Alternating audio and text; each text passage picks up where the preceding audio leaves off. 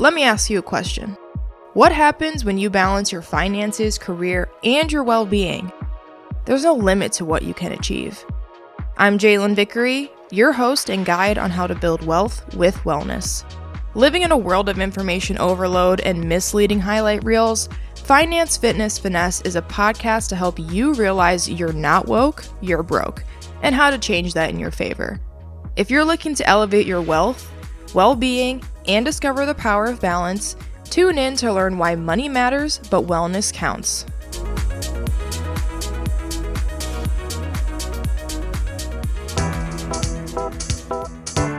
Any genre of life that you want to learn about, there's someone out there that has that knowledge base, but you have to also believe you have something to offer them. Hey Finessers! I want to welcome you guys to another episode of Finance, Fitness, and Finesse, where we build your wealth with wellness. I'm your host, JaeVic, and thank you for joining me for the Savvy Scholar, where industry experts share their insights on building wealth, managing stress, and living a balanced life.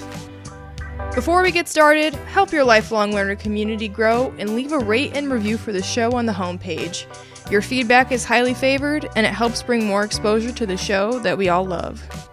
Today's guest is all about making meaningful emotional bank deposits and redefining how we connect, negotiate, and collaborate. In this episode of F3, titled I've Got a Guy, I sit down with Savvy Scholar Mike Vickery, a nonprofit director at the Institute for Community. Mike brings a wealth of experience and insight into the art of networking and its ripple effects on personal and professional success. In this two-part episode, we'll explore relational behavioral transference, mastering negotiation tactics, and standing out in any room. From finding balance through service to uncovering new opportunities, Mike is here to show us how authentic connections can lead to extraordinary results. All right, let's get into it. Hey Finessers, welcome back to the show. We have a guest today that I have been wanting on the show since we first started, and he is a very important person in my life in regards to my development, my momentum mindset, my growth mindset, everything in between. His name is Mike Vickery, so if you could guess it, he's my dad. And the episode today is called I've Got a Guy. And I don't know if anyone else has experienced this growing up, but my dad, if he couldn't get something done for a certain reason, he would be like, I've got a guy. And I was like, I need to understand what that means because it's definitely has proven to be an asset. So welcome to the show, Dad. Thank you. Yes, super happy to have you. The first question that I like to ask my guests is, what is your earliest money memory or a memory when your relationship with money changed? Let's see. My earliest money memory is probably, I was a young kid at the YMCA. I was probably 10 years old and I didn't have any money. Back and forth going to the gym, there was this gumball machine, and the kids, we figured out that if we shook it just the right way, the gumballs would actually kind of come out. So I didn't have the pennies or a nickel at most to get some candy or gumballs. So I was shaking the machine, and the executive director of this nonprofit comes up and taps me on the shoulder. And it had a lasting effect on me because he brought me in the office. He had my dad or mom come in. I can't remember which one it was, but they came in and he wanted to make sure that I understood, even though it was a few pennies or maybe just a nickel, that stealing was stealing. So there was a consequence to not having money and an even bigger consequence to taking things when you could not pay for them. So that was probably my first memory of like, oh gosh, money is probably pretty necessary in our life so we don't get in trouble. And I could even go further into things raising you that we had very similar situations that you could talk about later. And then I guess my relationship with money changed. I think that it changed when I finished my football career and I went into my professional life and I started working. And I had a great childhood and my parents provided a lot of stuff for us and worked very hard to do that. And my dad was the first member of our family to go to college, and we gave each other gifts at Christmas time. And my parents, helped my brother and I with money. But until we really started to get out on our own and handle our own finances, that's when all of a sudden my relationship to money changed greatly. because then you have to prioritize exactly where you're spending your money and realizing when you run out of money, okay, now what are you going to go without? And then realizing that budgeting for the things you really want to make sure you have available to you was really important. So my relationship changed, when I got out of school. I totally hear you on that. And thank you so much for sharing. You never told me about the gumball story. So that's pretty funny. And that is a good lesson, to take on through the rest of your life. And I couldn't agree more about, graduating from school and leaving the student bubble, but also the student athlete bubble and really trying to figure things out on your own. And my listeners should know throughout most of my episodes, I talk about the blessing of having you and mom there to guide me, but also kind of push me in the water a bit after I graduated and being like, we're here to help you, but work to figure it out yourself first. And then we're there if you need to help figure out further solutions. So I'm very persistent like you. I'm definitely a bit stubborn sometimes to ask for help, but I have realized more and more the people we're connected with matters a lot. A lot, a lot, a lot. And so, what was it like for you leaving school, trying to go down that track of, I can figure this out myself, however, maybe community is important? What was that journey like for you? I mean, for me, right out of the gate, I mean, even to this day in what I do in my professional life, it's all about relationships. And I've learned that relationships just run in everything. My first job getting out of school, I got recruited by the E&J Gallo Winery to work for a company called Romano Brothers Beverage Company out of Chicago. They asked me if I wanted to sell Gallo products in Lincoln Park. And being a 22-year-old guy, I thought, well, gosh, that'd be a good way to spend my time at that point, is to go into Lincoln Park and market Gallo's wine products and things like that. But it all happened because of a relationship.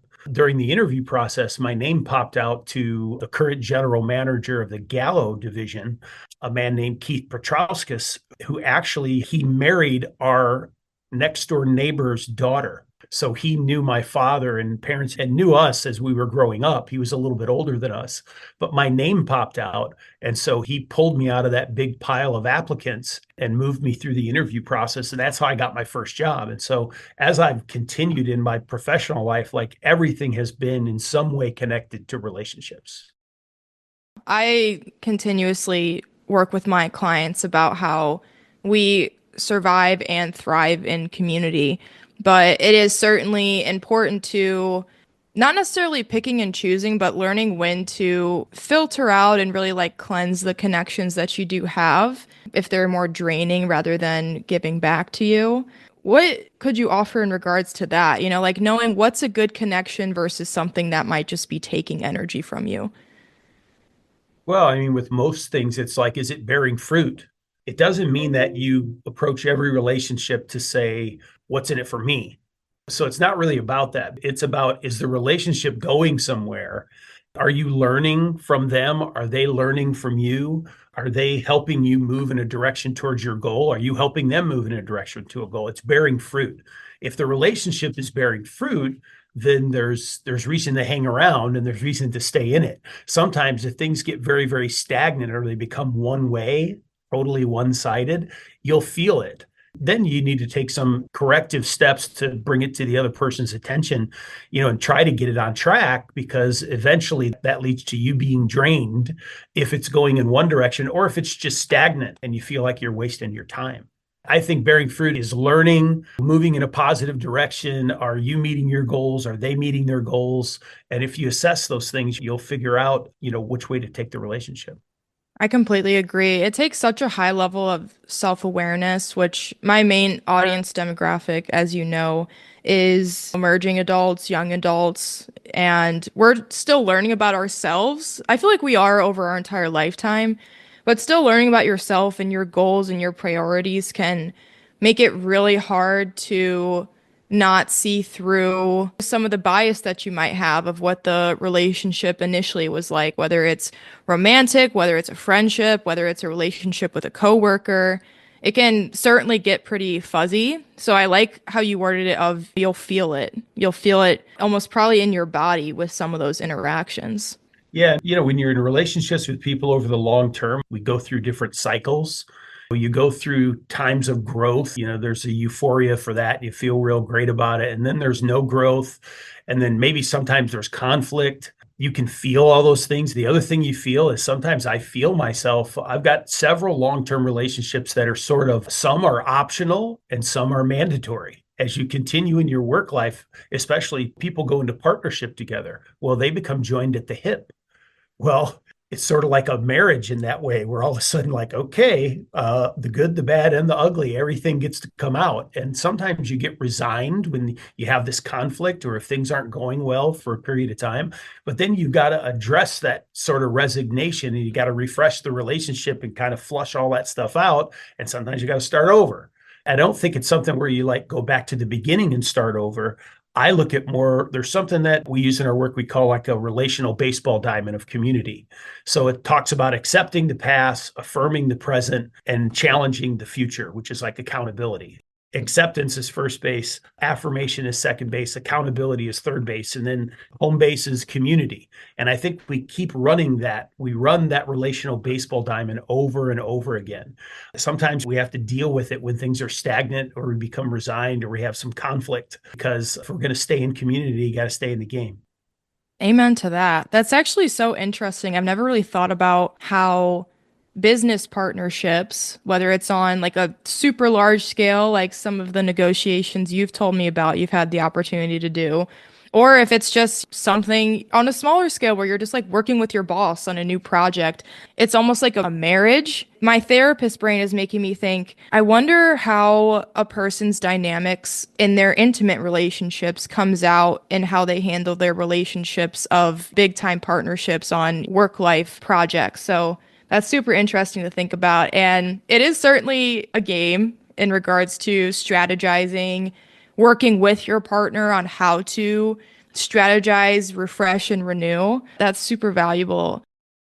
I wanted to ask you if you were always comfortable with negotiating. Knowing you, it feels like you just came out the womb and were pretty assertive. But I mean, confrontation, negotiation, really advocating for what you want, what might be best for the entire partnership.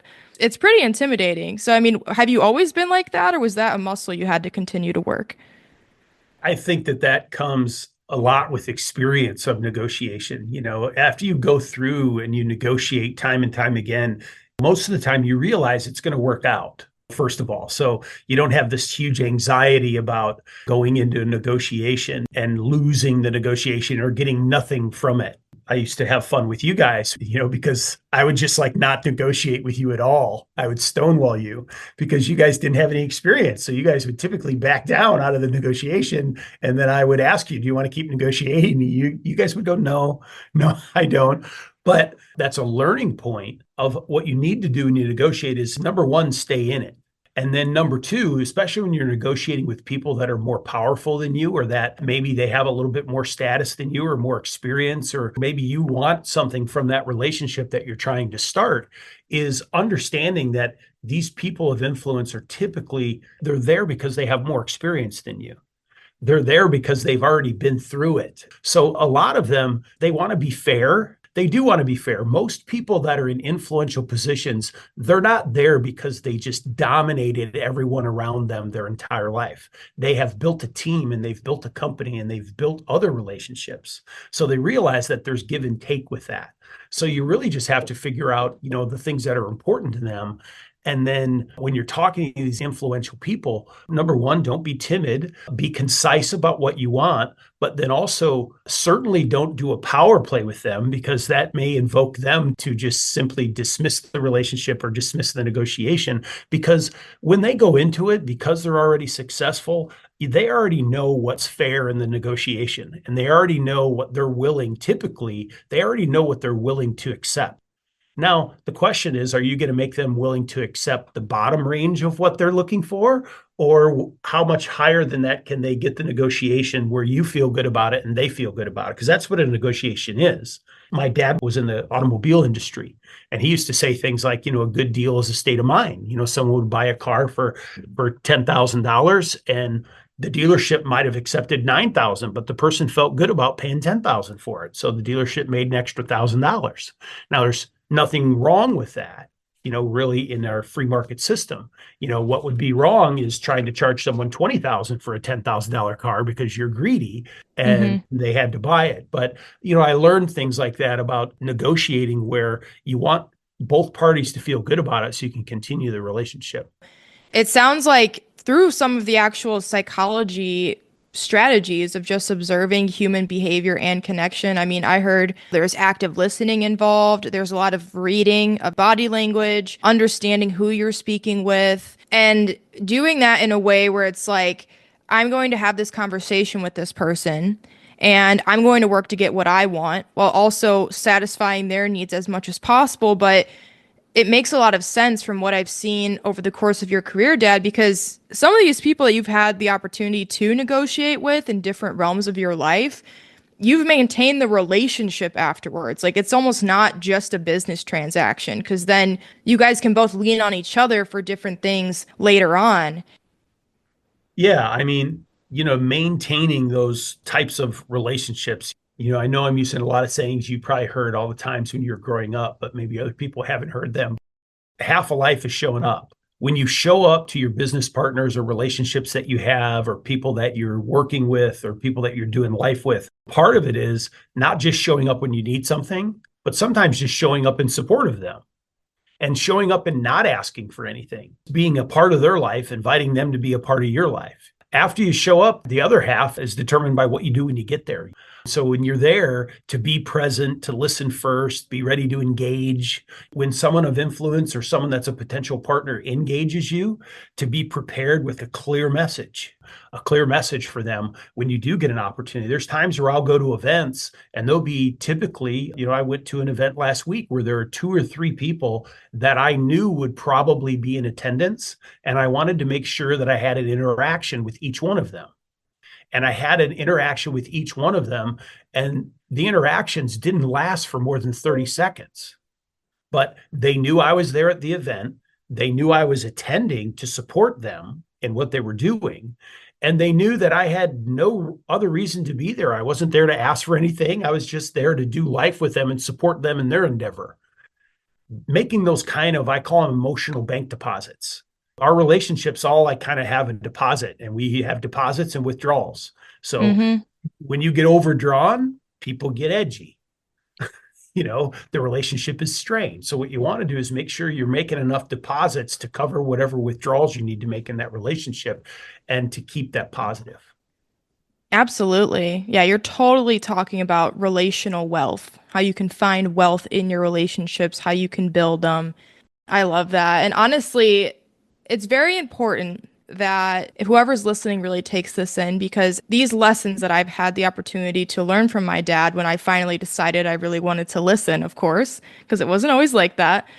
I've learned how to just go to events, go to different places, and just meet people, introduce myself to a few people, like you said, and start building my connections. And my network has expanded like crazy. And it's been wonderful just by going up and saying hello, acknowledging someone. And I'm not going to lie to you, I get pretty concerned about the increasing pandemic of social illiteracy in a way. There, I believe in the pandemic of financial illiteracy, but socially, we are getting so much more out of touch with each other. Like being able to go up to someone, look at them, smile, just talk to them. The way that we're able to network and connect with each other is changing very drastically. And so I get really concerned about my generation and then the following generations of not having those social skills to go outside their comfort zone and just introduce themselves to someone. What are your insights about going outside your comfort zone? Because I mean, I'm sure it happens to everybody, even people in your generation. It's not always just natural to just walk up to people, but finding comfort in being uncomfortable to expand your relational wealth, I guess, is what I'm asking. Well, I go back. My dad used to say something. He used to say, it's better to be liked than right. So you could have a whole lot of knowledge, but if people don't like you, people do business with people that they like. People do business with people that they're somewhat comfortable with. They don't have to be so comfortable that you hang out together, but just knowing who you are, knowing that you're articulate, knowing that you'll come up and you'll address someone and that you'll do it properly in public. Those kind of skills, really lend itself to networking, because when your name pops up or when they have an opportunity to work with you, there's already a familiarity. So it's so important. You also have to have some competency in what you're doing. But if two people have the same competency, the person making the decision of who they're going to partner with, they're going to partner with the person they like more just about every time. So the thing is, you have to be competent, but at the same time, to be able to go up to people and hold a conversation, forcing yourself out of that comfort zone. And what you really want to do is go up and say, okay, what I want to do is learn 3 things about this person or their family or what they do. And then I want to share 3 things about me. Break it down and make it very simple and just kind of ask them, what do you like to do when you're not working? And then all those things show a key concept called empathy, of trying to understand someone else's point of view. I'm not always great at that. I found myself in a breakfast meeting a week ago with somebody new that I was sitting down with, and they were asking me a bunch of questions about my work and family and life and how it happened and how it started. And I realized about 35 minutes into it that I have been talking for about 32 of these 35 minutes. So I need to shut up and start asking questions, because I need to find out about them a little bit, or they're going to walk out of this meeting going like, well, gosh, he didn't ask me one question about me. And so Yeah. I even catch myself every once in a while go, so the way to do it, ask some questions. So you're not talking about yourself, and make sure you're asking questions. And then they'll be encouraged to ask questions. You can break down some of those things that keep us from connecting with other people. Oh, yeah. Oh, yeah. I love that you said that, because all the psychology components that you're coming out with right now are amazing, because familiarity is so, so, so important. And as a therapist, I mean, I almost get to jump over that barrier with my clients sometimes, because they know I'm going to sit down in this room with this person for an hour. And by the dynamic of it, you just have to choose to be familiar if you really want a good therapeutic experience. But I have also taken that out to most of my interactions of looking to ask that person about them, because psychologically, we like to hear our name. We like to talk about ourselves. It's pretty natural for most people. And so it also makes you feel acknowledged and heard. But there is the flip side of it, of understanding, wait a second, if I really want to connect with this person, see where this relationship could go, how it could work for the both of us, catching yourself and being like, okay, have I made those deposits and withdrawals? If I've also learned anything from watching you work and communicate the way you do, Dad, is that it is so important to walk into a room, whoever you're talking to, no matter if they make more money, make less money, whatever their status is, you're an equal with everyone that you're communicating with. That lesson has really helped me a lot in the ways I've been able to practice negotiating with my bosses I've had since graduating, and also helping a lot of my friends. Like, they're so scared of asking for maybe to work a remote day or to bump their pay up a little bit. And I'm like, they're human. Talk to them like you guys are equals, be respectful, but they're not standing on some sort of pedestal above you. So that's been a super valuable lesson that I'm continuing to flex that muscle as well. Yeah. I mean, when you're talking with people, I mean, just being patient, try to be fair. And then what you're talking about, be composed at all times. Just be composed. It's the old adage of act like you've been there. There are times when young people, you'll find yourself in a room. There were times I was presenting a program we do now across the country called Community Life. And I remember the first time I went to do it, I was presenting to a group of investors as to why they wanted to introduce this program at like 3 of their properties as a test model. And it was our first run at it. And if it was a no, it was just a no. So they had me waiting outside. And I just remember it was a hot day. And my blood runs hot anyway. So what happened. I started sweating, because that's when I start sweating. And the thing is, growing up with me, once I start sweating, it's very hard for me to stop sweating. Yeah, and then you get stressed. You're like, I'm sweating through my shirt, and then you're Oh sweating yeah, more. I get Always pack an stressed extra out. shirt. So I'm going through all these gyrations. I'm already nervous. I start sweating. They make me wait like an extra 10 minutes. It's out. I'm standing outside in the sun. Then they invite me into this little clubhouse room that they're in, and I have to go get like some napkins or something because I'm pouring sweat. I'm just pouring sweat. And then I've got to give this presentation. I just had to be like, okay, calm down. You have something that they need because their communities can be stronger, more profitable, safer with this program. They have something you need, access to these multifamily housing communities and really becoming a partner and a client. So finding those two whys, you have to take your why and their why, ask questions to find out what their why is. And then you have your why, find a way to connect those two and you're in business.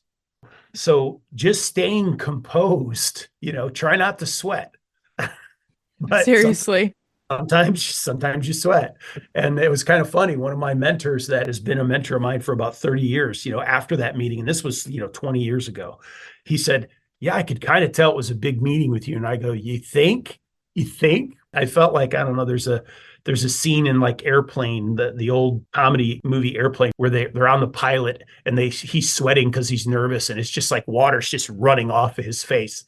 That's how I felt in that meeting. So Oh my gosh. it happens to everybody, but you just got to kind of go, you know what? I got to get through this. I got to calm down and I got to stay composed as possible. So I just kept wiping my sweat off my forehead. Like, weren't we all hot? Mm-hmm. And just kept going and got through it.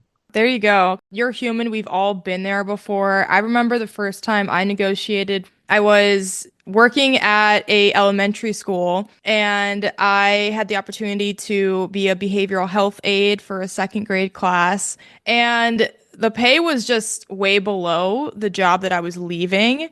And so I remember I was sitting down with the principal and he's like super chill. So, I mean, this is definitely not as intense of a situation. But for me, I was like, oh my gosh, I'm about to like ask for more than what's being given of me. Am I selfish? But I was like, no, I need to try this. And I was sitting down. I was pretty straightforward. I basically just said, the job I'm leaving is the amount that I need, at least equal pay, to make sure I can pay my living expenses. And he actually ended up paying me more just for asking. But I remember when I was sitting there, I was getting so hot.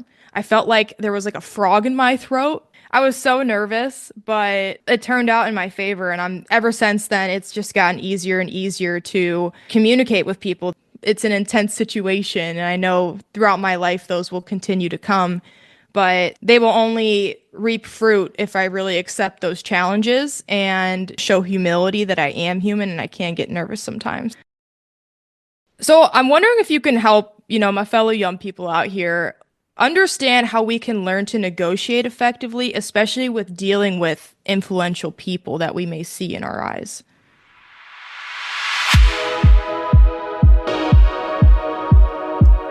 Thank you for joining us on this episode of Finance, Fitness, and Finesse. A big thank you to Mike Vickery for sharing his journey and expertise with us. Remember, dimensional wealth is key to building a better future, and with community leaders like Mike, we're one step closer to a financially empowered society. Be sure to tune in for part 2. If you enjoyed this episode, and I hope you did, help me learn with you and be sure to subscribe, rate, and leave a review. Stay tuned for more episodes where we continue to build your wealth and wellness. I'm JaeVic, and please don't act woke and be broke. Until next time, stay savvy, and if you don't know, now you know. Disclaimer, this podcast is for informational purposes only and does not constitute financial or mental health advice. Always seek professional guidance tailored to your personal needs.